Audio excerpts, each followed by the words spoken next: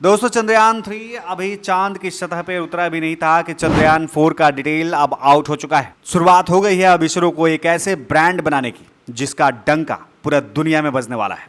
पहला कोलैबोरेशन जो सिर्फ एक कंसेप्चुअल बेसिस पर था दोस्तों, अब वो दुनिया के सामने आने के लिए तैयार हो गया है। चंद्रयान 3 की सफलता अब सबको नजर आने लगी है और इसके साथ ही साथ इसरो ब्रांड की जो लीगेसी है वो लगातार बढ़ती जा रही है। दोस्तों 2026 तक चंद्रयान 4 को लॉन्च करने की बात चल रही है। चंद्रयान 4 मिशन में इस बार भारत का साथ देने के लिए आ रहा जापान, जो कि जापान की टेक्नोलॉजी को भारत में सालों आगे माना जाता है। वहीं दोस्तों जापान की टेक्नोलॉजी के बारे में आप बहुत अच्छे तरीके से जानते हैं, वो काफ़ी एडवांस टेक्नोलॉजी रखते हैं।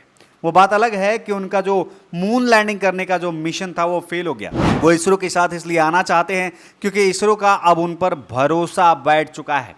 जिस दिन चंद्रयान 3 की सफल लैंडिंग हुई उसी दिन यह कंफर्म भी हो जाएगा।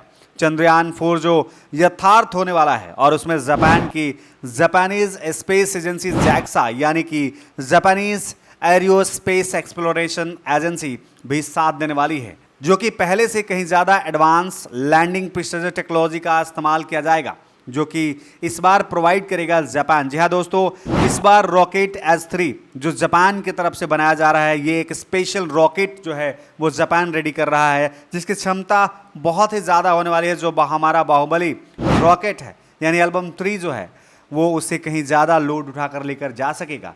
जी हाँ, लोड जितना ज़्यादा होगा उतना ज़्यादा इक्विपमेंट जाएगा, उतना ज़्यादा पेलोड होगा और इससे मिलेगा चांद की बहुत ही ज़रूरी डेटा, जो कि बहुत ही ज़रूरी है हम सब के लिए। आपको मालूम हो तो बता दें दोस्तों कि चंद्रयान 4 मिशन जो होने वाला है उस पर एक ड्रिल मशीन भी भेजने जानी है दोस्तों, जो 1.5 मीटर तक चांद की सतह की खुदाई करेगा। चंद्रमा की सतह पर खोजा जाएगा पानी।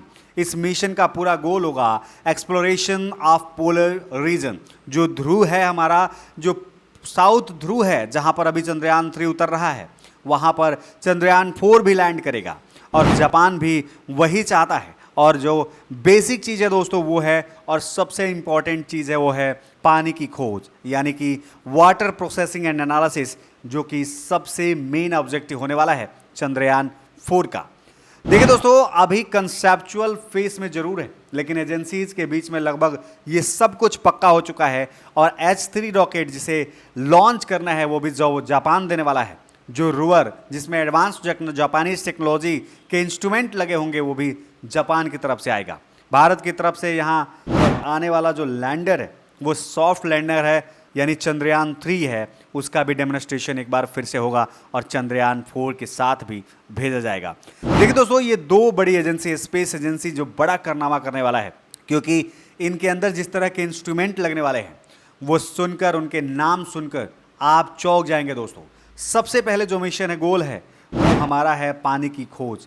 पानी की खोज दोस्तों, क्योंकि जो पानी की खोज करने के लिए जो सबसे ज़्यादा ताकतवर सिस्टम लगाया जा रहा है वो है लूनार ट्रांसपोर्टेशन सिस्टम, जो सबसे पहले इस्टेब्लिश किया जाएगा। और सबसे पहले हमें ये समझना पड़ेगा कि वहाँ का सरफेस कैसी है, वहाँ की ग्रेविटी कैसी है, और इस तरह से किस तरह के चक्के का आविष्कार करना होगा जो उस सरफेस पर घूम सकेगा। दोस्तों जिस प्रकार भारत की धरती पर, जिस प्रकार धरती का आविष्कार हुआ, धरती पर पहिए का आविष्कार हुआ, जो धरती की ग्रेविटी के हिसाब से बनाया गया, उसी तरह के वहाँ के हवा के हिसाब से, वहाँ के मौसम, वहाँ के इन्वायरमेंट के हिसाब से वहाँ के ट्रांसपोर्टेशन मीन्स को जनरेट करना होगा। दोस्तों जो मशीन जनरेट करना होगा दोस्तों वो है व्हीकुलर ट्रांसपोर्ट सिस्टम, जो बेटर बनाया जाएगा ताकि वहाँ के सरफेस को अच्छे तरीके से वहाँ पर मूव कर सके, एक्सप्लोर किया जा सके और वहाँ क्या छुपा है उसको पता लगाया जा सके।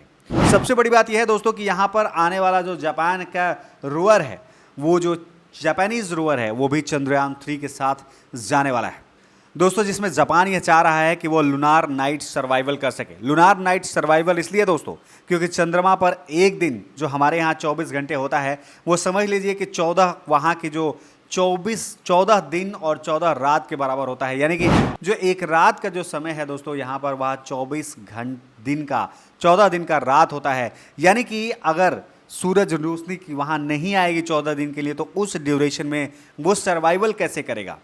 तो वहाँ पर जो सोलर पैनल है किस तरह से काम करेगा, मतलब वहाँ पर किस तरह की एनर्जी होनी चाहिए, वो किस तरह से मिलेगी, इन सब का डील करना वहाँ पर जो सबसे बड़ी चुनौती है। वहाँ पर लूनार नाइट सर्वाइवल, इसलिए सस्टेनेबल लूनार एक्सप्लोरेशन टेक्नोलॉजी भी डेवलप कर रहा है जो रात में भी ऑपरेट कर सके। तो दोस्तों स्मार्ट लैंडर इन्वेस्टिगेशन मून यानी स्लिम नाम का एक मिशन जो है वो जापान के तहत आ रहा है, जिसमें कुछ एल्गोरिदम डेवलप किया गया है जिसे सटीक पिन पॉइंट पर, यानी कि जिस जगह पे चंद्रयान को उतारना है उस जगह की सटीक जानकारी दे पाएगा।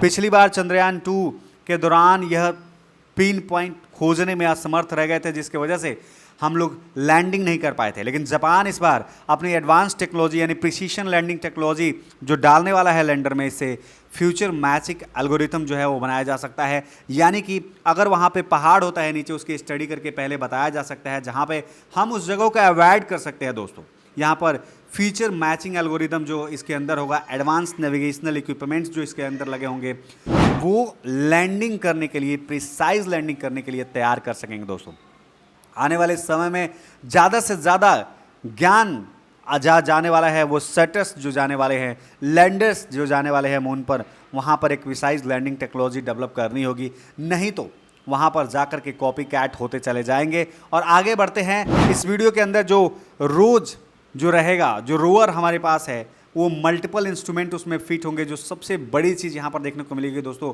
वो है इंस्ट्रूमेंट फिट जो होगा वो धरती को ड्रिल करेगा और वहाँ से चंद्रमा के नीचे लगभग 4 फीट गहराई तक वो ड्रिल करेगा और वहाँ पे पानी की खोज करेगा। तो दोस्तों इस तरीके से चंद्रयान 4 की लॉन्चिंग बहुत ही ज़बरदस्त होने वाली है। इसरो के चीफ के साथ इसकी लगातार मीटिंग चल रही है, जापानीज़ टेक्नोलॉजीज़ के साथ जापानीज़ स्पेस सेंटर की लगातार मीटिंग चल रही है।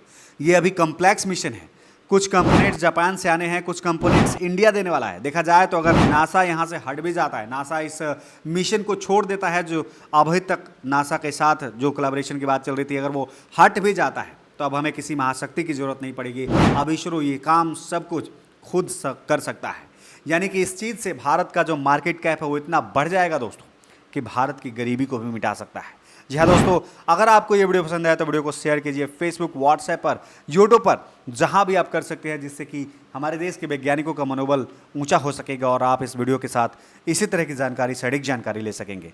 वीडियो पसंद है तो वीडियो को लाइक करिएगा, चैनल को सब्सक्राइब करके बेल आइकन को जरूर दबाइएगा।